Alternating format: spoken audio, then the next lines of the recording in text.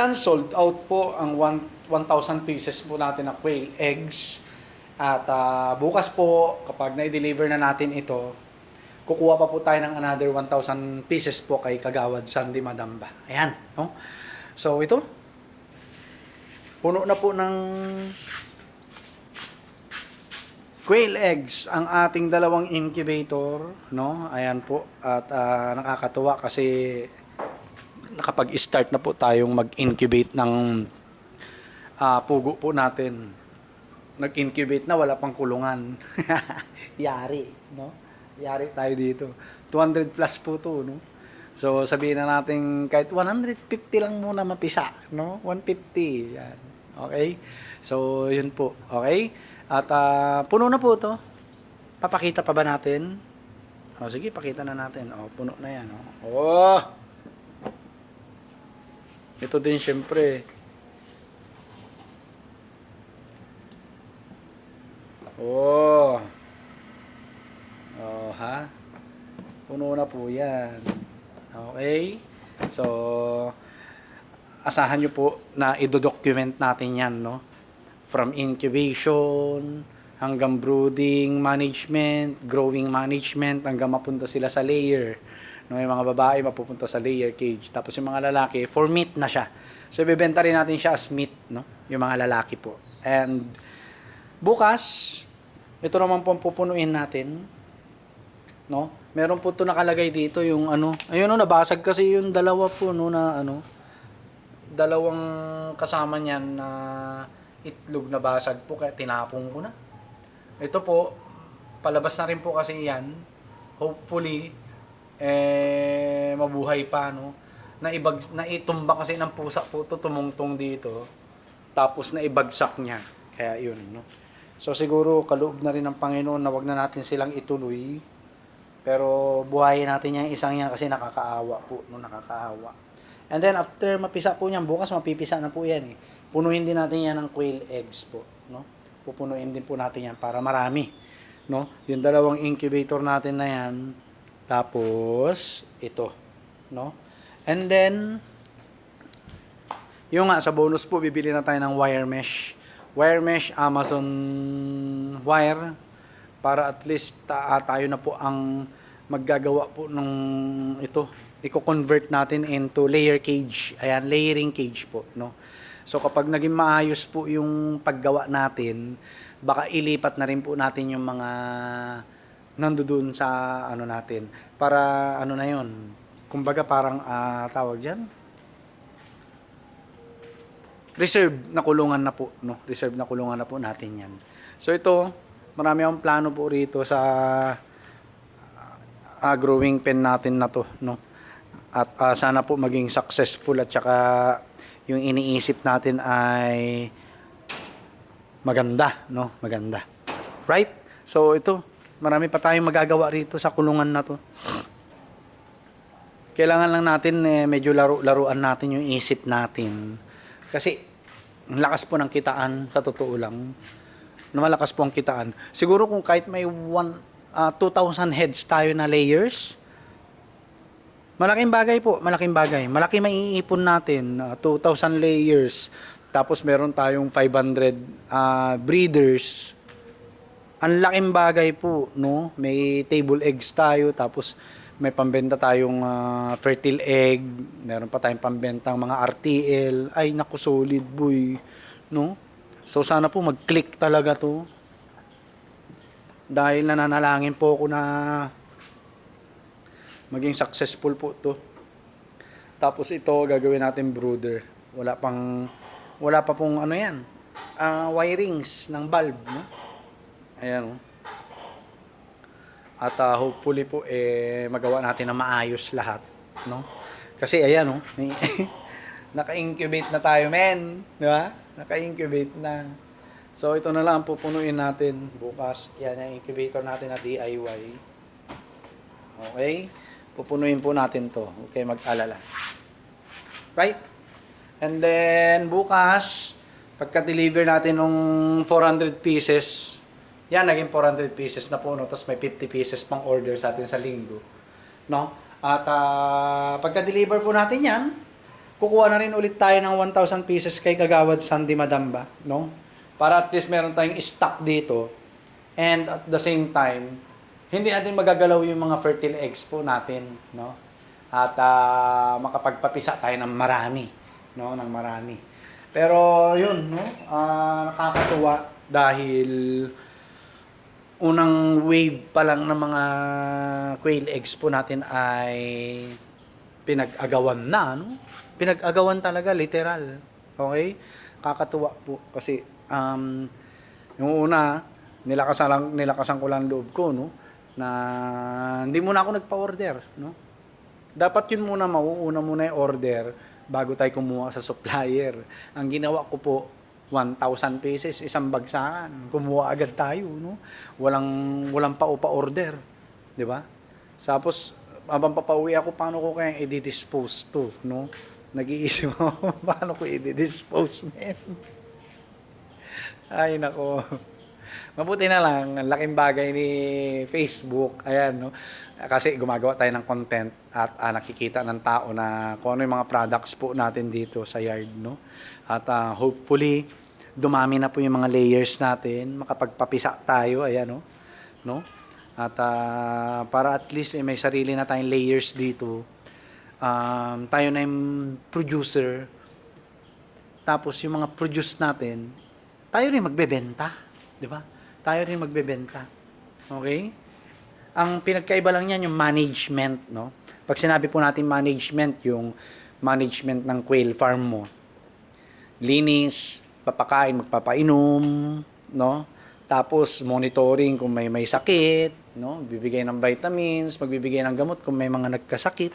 Yun po, yun yung management, no? Yun yung kinaiba lang. Which is mas gusto ko po. Kasi bakit? Matututo ako. Para kahit saan ako magsimula, kaya ko, no? Halimbawa, ma-wipe out man sila o ikakal ko sila. Tapos ang available lang is day old. Kaya ko silang buhayin. Halimbawa, ang available lang is quail na fertile eggs. Kaya ko silang i-incubate. Yun po yun. No? Para all around tayo sa stage ng buhay ng pugo, kaya natin i-manage. Kasi wala, no? Kung ang alam lang natin is RTL, RTB, paano kung walang offering? No? Paano kung minimum 5,000 heads? Di ba? Magkano lahat yun, no? Ang available lang na alam mo kaya mo sa savings mo is day old. 'Di ba? Yun po 'yun. Yun yung kinahalagahan po nun, no? Na dapat alam nating i-manage yung every stage ng buhay ng pugo. Same thing sa manok po, no? Kaya natin mag-incubate, kaya natin mag-breed, kaya natin mag-alaga ng day old, kaya natin magpalaki, no? Yun po. Tapos pag lumaki na, kaya na natin magbenta. Yun po yun, no? Yun po yun. Yung cycle niya. No?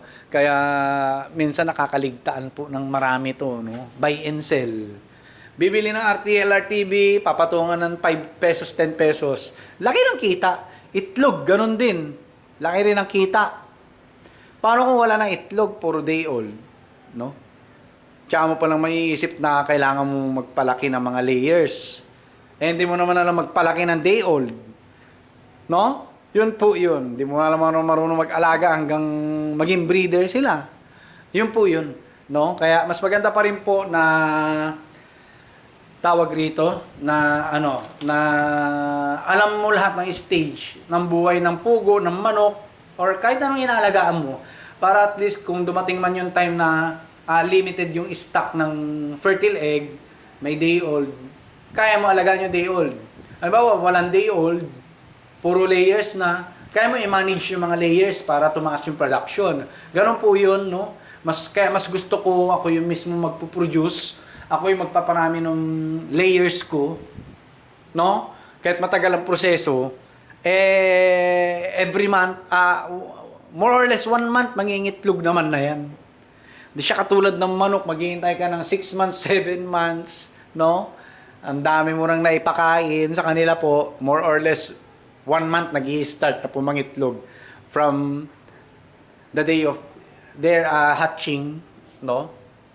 Magbilang ka lang ng 30 days. 30 days to 35 days, start na po sila mangitlog. Yun po, no? At yun lang ang isang diskarte ko. Isa na rin sa maituturing na sikreto ko na sinabi ko na sa inyo, no? Kung hangga't maaari, yung mga livestock na napili po ninyo, alamin nyo po lahat ng management sa bawat stage ng buhay nila. Okay? Para kung ano't ano man ang mangyari, kaya nyo po magsimula kahit saan, no? Fertile eggs, kaya nyo mag-incubate. Day old, kaya nyo palakihin. RTL, RTB, kaya nyo magdetermine ng lalaki sa babae. No? Hindi kayo maluloko. No? Layers, kaya nyo i-manage para tumaas yung production rate nila from 90 to 95%. Di ba? Ganun po yun. Isa sa sikreto ko po yun bilang isang livestock farmer. No? Kailangan daanan mo lahat. Daanan nyo po lahat. Daanan nyo po lahat. Kasi, sabi ko nga, kung limited ang knowledge natin, limited din yung may bibigay na opportunity sa atin, no? Limited din po magiging opportunity para sa atin, no? At limited din yung magiging galaw mo, no? Sa market ng napili mong livestock. Alright? Magiging limited talaga. Okay? Kaya yun po, no? At yun lang sa video na to. Ito bukas pupunuin na natin yan. Basahan muna tapos lalagyan natin ng itlog. Ito puno na po itong mga to, no? Puno na rin yan. Alright. So sa May 17 at May 18 po ang pisa po niyang mga yan. Kung may mapipisa. No? Anyway, after 7 to 8 days, ikakandel na po natin yan para matanggal na po natin yung mga walang similya. Alright? So, maaga tayong matutulog dahil marami tayong pupuntahan bukas for delivery, no? May 400 pieces tayong deliver. Pupunta pa tayo kay Kagawad Sandy Madamba, no? At kukuha ulit ng itlog. At yun, magpapa-order na naman tayo, iba-vlog na naman natin, ipapakita na naman natin na marami tayong itlog ng pugo, di ba? Ganun lang po trabaho natin, no?